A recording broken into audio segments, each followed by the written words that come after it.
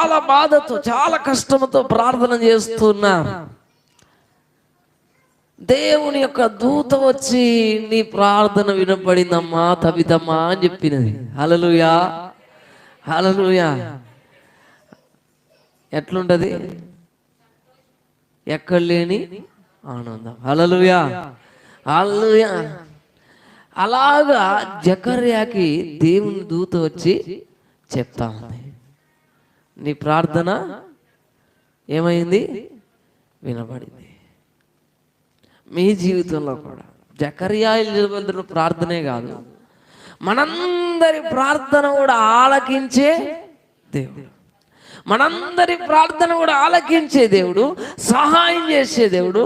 మన జీవితంలో దేని కొరకైతే మనము నిజంగా యథార్థంగా దేవుణ్ణి అడుగుతున్నామో వాటన్నిటి విషయంలో ప్రభు కార్యం చేయగలరు.